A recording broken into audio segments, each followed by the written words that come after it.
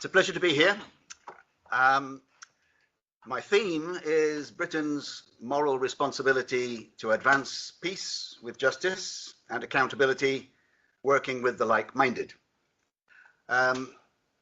Archbishop John Wilson this morning talked about four things: pray, learn, act, and bear witness. And in the Q&A, we talked about the need to make forceful representation to government. I'm an ex-diplomat, so I can say what I like, and I used to be a servant of the Crown and therefore of any minister whom you elected. But now I can say what I feel, and I'm going to talk about history briefly, the current situation, and what we individually and collectively can do about it. I'll start with the history, going back to the Balfour Declaration, which Harry Hagopian mentioned. There's a sentence in there which says, view with favour, this is the British government, would view with favour the creation of a national home for the Jewish people. Nothing shall be done which may prejudice the civil and religious rights of existing non-Jewish communities in Palestine. That didn't happen. At the time that that statement was made by our foreign minister, foreign secretary, 90% of the population of Palestine was Palestinian, 10% Jewish, also Palestinian at that point. And 21% of the population was Christian. Now it's less than 2%. I'd say that UK responsibility, historically, going on to today, is clear.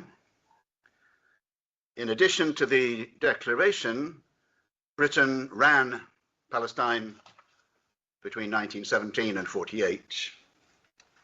And the distinguished Jewish British historian, the late Sir Martin Gilbert, said, the centerpiece of British mandatory policy was the withholding of representative institutions for as long as there was in Palestine an Arab majority. In other words, for as long as the Arabs were the preponderant number, Britain stopped Arab democratic institutions from developing, and did not do the same for Jewish institutions. I commend to you a film, Palestine 36, which is on in Curzon cinemas around the country. It talks about the Arab revolt, as we, the British, called it, and its suppression between 1936 and 39. And if you watch that film, it's just under 2 hours with Jeremy Irons and other good actors, you'll see that the practices of the present Israeli government in terms of human shields, demolition of houses, administrative detention, which we used to call internment in Northern Ireland, in other words, detention without trial. There are several thousand Palestinians currently held without trial. Israel learnt from us. And then we cut and ran in 1948. But the Nakba, as the Palestinians describe it, the catastrophe, actually began in 1947 on our watch. The expulsion of Palestinians from their homeland began while we were in charge. I'm very glad to say that our charity, the Britain Palestine Project, has acquired as a patron William Dalrymple, historian of this world and of the British Empire, and he is currently hosting an 11-part series on Gaza, the history of Gaza, going back thousands of years, which I also commend to you. Fast forward to now, we've already heard, particularly from Joseph Hasbun, that the West Bank countryside is under attack.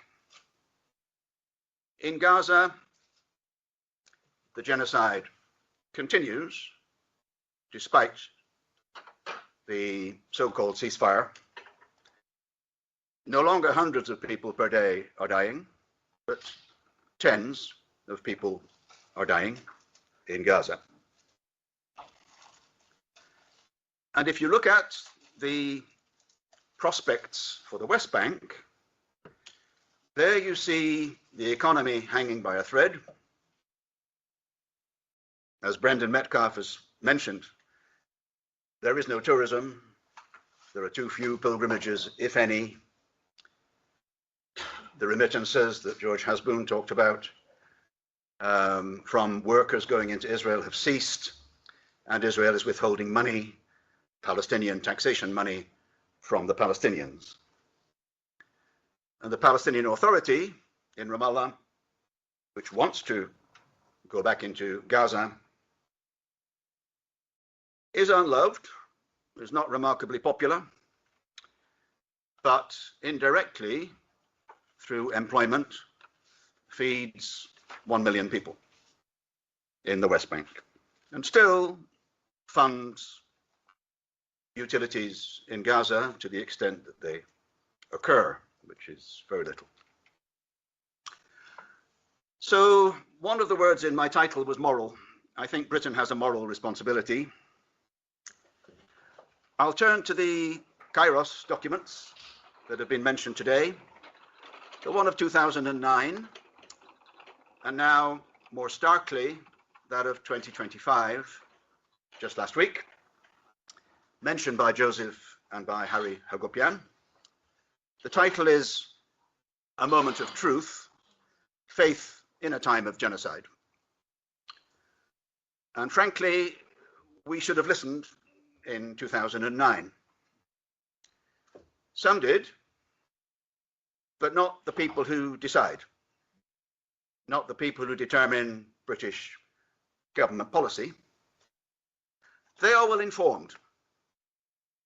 Our diplomatic service reports faithfully and well what is going on. So there's no ignorance from Keir Starmer down. Just remember that. They know what you know. They probably know more than I know. It's what they do about it that we need to ask. They're aware, but expedient, hoping for the best, managing the situation, trying to offend no one, particularly not Trump, and see what happens. Well, we've seen what happened. So in my time, the British government, ministers condemned settlement plans, settlement expansion, 20 times in 1 year. That was in 2012. But did nothing. So water off the duck's back. I hesitate to speak of the churches as a layperson, but the contention that we've heard today is that the churches didn't do enough, maybe still are not doing enough effective to change the course that we're witnessing. The Holy Land Coordination, Catholic and Anglican bishops visiting the Holy Land every year since 1998. In 2017, the centenary of the Balfour Declaration said they called for justice and peace, but said the suffering continues. And they called, as I think Brendan has done, for prayer, awareness, and action. Back then, they said that the 1967 occupation was a scandal, and the Gaza blockade since 2007, which long predates the horrendous Hamas attack of 2023, needed to stop. Well, it didn't stop.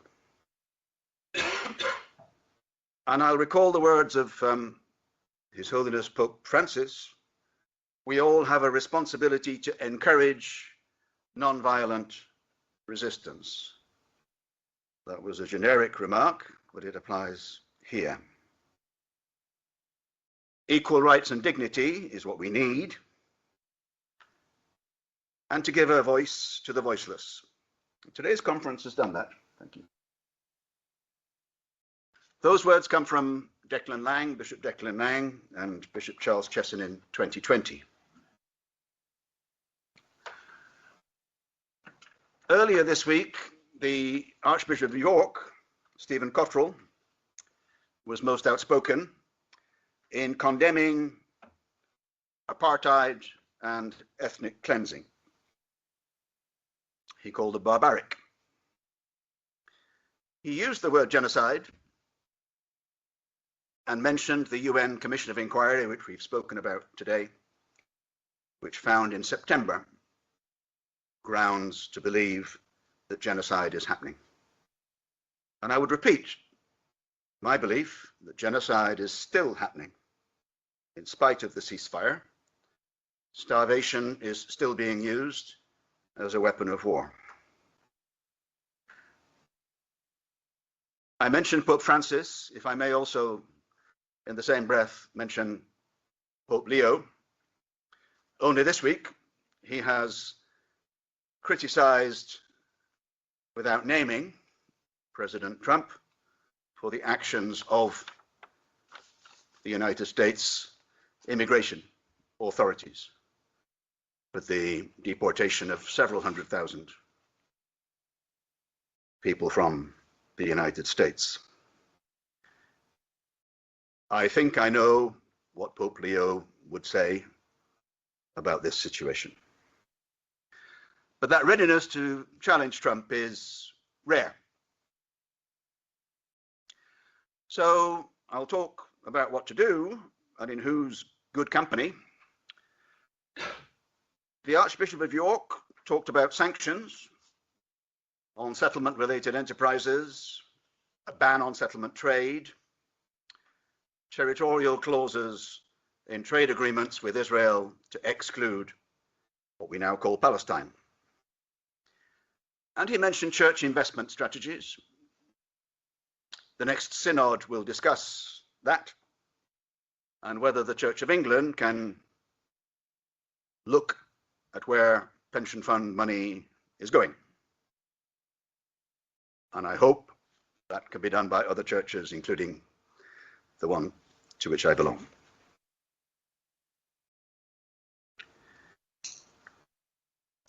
The Archbishop said, in the West and the church of this nation, church of state, we should be bold and clear in proclaiming God's judgment and God's truth. So what more is there to do? Well, there's a lot to do. The most urgent thing is to get food, medicine, tents, mobile clinics into Gaza. It's not happening, and it needs to happen. There's a new civil-military coordination center in Israel, in Kiryat Gat. A lot of Americans, a lot of Israelis, one British Major General, Tom Bateman, and 10 British staff. Can that center overrule the Israeli Defense Force to bring those things in? Can the UN Relief Works Agency operate properly in Gaza and the West Bank, as in the past? Now, it's been accused of being Hamas in disguise. I disagree. It has 12,000 staff in Gaza. In my time, it was the alternative to Hamas, frankly, in Gaza. There were only two things that really worked: Hamas, administratively, socially, politically, militarily, and UNRWA, with school curricula that talked about equal rights, that talked about the Holocaust, that tried to ensure that young Palestinians knew what they needed to know, both sides of the story. I read that yesterday the Knesset voted to cut off electricity and water from every UNRWA office. There is a campaign. We can't ignore it.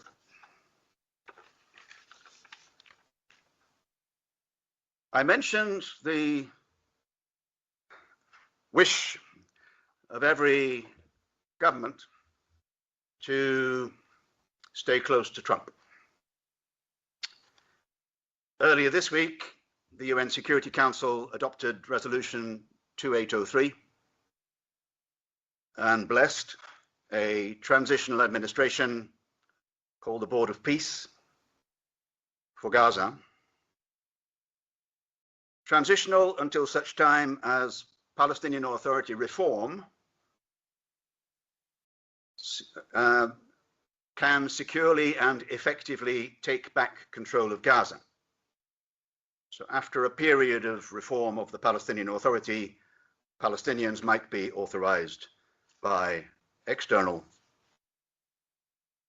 rulers to run part of their state.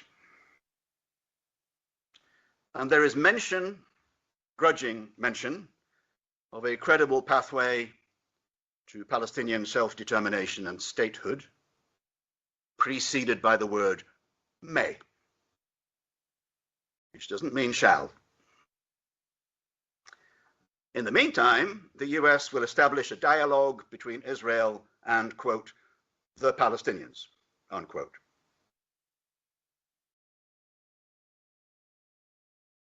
The resolution says that humanitarian aid will be fully resumed. Hasn't happened so far. And that the UN, the Red Cross, and the Red Crescent should operate. The same resolution authorizes the creation of an interim stabilization force, international stabilization force, without great clarity as to who would participate, and effectively with Israel given a veto over who will join. So, is that good or bad? If you're doing the job that I used to do, ensuring that President Trump pays some attention to the UN Security Council is better than the opposite. That's about it. The Lawyers for Palestinian Human Rights have issued a briefing today, which is called Regression on Commitments to Gaza, Palestinian Self-Determination and International Law. What's different about this resolution is that it doesn't base itself on any specific earlier UN Security Council resolutions like 242, 338, the ones that we're used to. It parts company with them by implication. But that resolution has been backed by the Palestinian Authority, Turkey, the Arab states, our own government, France. It's a compromise, and it's messy. It lacks clarity, as I said, in international law and respect for Palestinian sovereignty over the state that we recognized only 2 months ago. And it's not based on the consent of political forces in Palestine other than the PA itself. It doesn't refer to the occupation, and it doesn't really refer to the West Bank. So what's needed there is work, hard work, to try to reconcile that document with what is actually UK government policy, which is to reunite Gaza and the West Bank, empower Palestinian institutions, including the United Palestinian Authority. And Yvette Cooper, our Secretary of State, said on Tuesday in Parliament, Palestine must be run by Palestinians, not by outsiders. So I think our government is saying the right things, but then action is not always followed.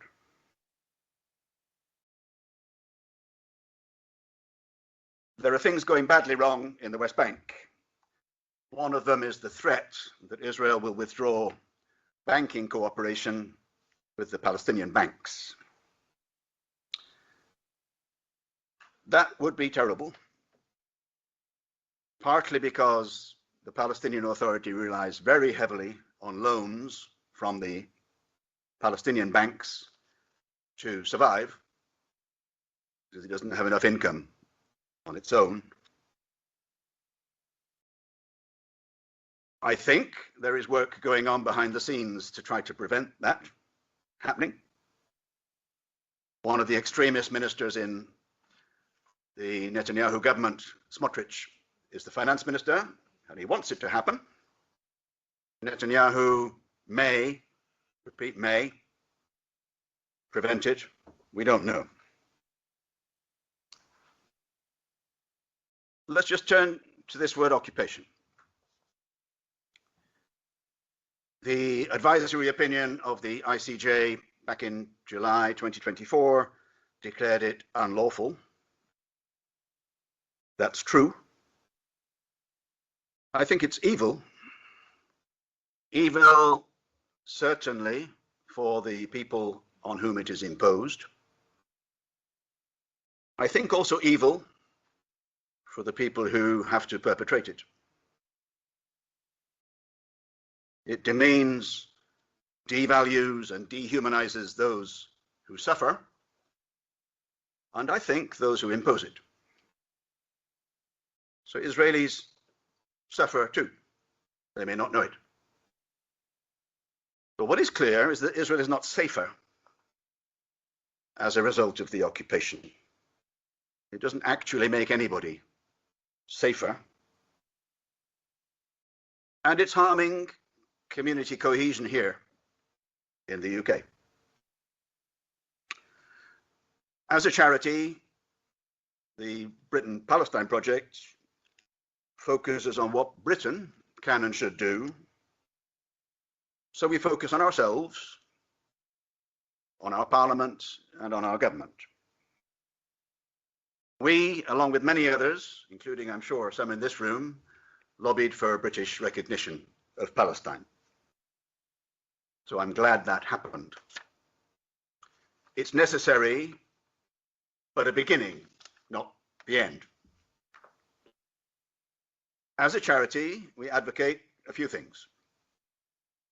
A ban on arms sales to and from Israel. A ban on trade in settlement goods and services. Ireland is showing the way on this, but it is important to include services as well as goods. And Ireland hasn't made up its mind.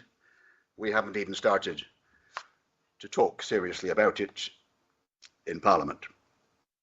So there's no government proposal on this, nor is there a government response to that advisory opinion from July 2024. And bureaucrats are better than that. Bureaucrats will have prepared a position. It's under a carpet in number 10 Downing Street. I believe we should suspend the trade agreement between Britain and Israel until the occupation ceases. That in itself does not mean no Israeli goods to enter, no exports, but they would happen under WTO rules rather than straight free trade. One of the words in my title is accountability. I think we need to hold Israel and Hamas accountable before the ICJ and the ICC. Hamas committed war crimes on the 7th of October. Israel has committed war crimes before and since. It's self-evident that Israel should allow journalists into Gaza. They don't. And on the Palestinian side, and I think this is what our government is trying to do, to continue to try to strengthen the PA, to encourage elections, presidential, parliamentary, and to ensure that they're free and fair. There are some words that are used and there are some words that are danced around. I believe that what is happening in Gaza today is genocide, that what is happening in the West Bank is apartheid and ethnic cleansing and settler violence with the connivance of the state security authorities, and that there can't be business as usual while these things are happening. I'll finish on a note of hope, because we need it. I believe in the power of prayer as a stimulus to action. Occasionally I say, God didn't make this mess, so it's up to us rather than to him to address it. But there is hope in prayer. It needs to stimulate action. I think the churches are powerful when they're willing to be so. Ian spoke earlier about no reconciliation without justice. They go together. With the disparity of power between Israelis and Palestinians, today, reconciliation is not the issue. It needs to be, but not today. Justice is the issue today. I'll end with a suggestion for churches. Talk with American church counterparts, Irish, French, Spanish, Italian, German church leaders. Try to make common cause. That may require not using the word genocide, because some will and some won't. Examine the new Kairos document, which reflects the current reality of Christians in the Holy Land. Just one more sentence on the word genocide. Archbishop Hossam Naum was online on Tuesday with the Archbishop of York, and he was asked, are you authorizing the use of strong words? And he said, we're at a dead end. The churches and the institutions of Christianity in the Holy Land are at a dead end. If the course of action is not altered, they cease to be what they should be, places of worship, places of community, and become, as I think he said, mausoleums or museums. So to finish, if we want Christians in the Holy Land to survive and prosper, and indeed, if we want Israel, as I do, to prosper within its pre-67 borders, we need to act to correct the current trend. Salvation will not come from within. It will not come from within Israel and within Palestine. It needs to come from the likes of us, acting in the best interests of both people. And the hope is some of that can happen.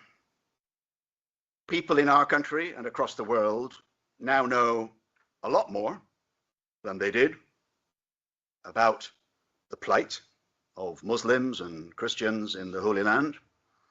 They are indistinguishable when it comes to the occupation.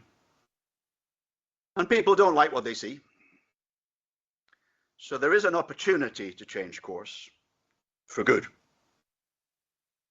And I think that's what we're here to do today. But if people of conscience don't act, nothing changes. And that's what I learned in my 3 years in Jerusalem. Thank you.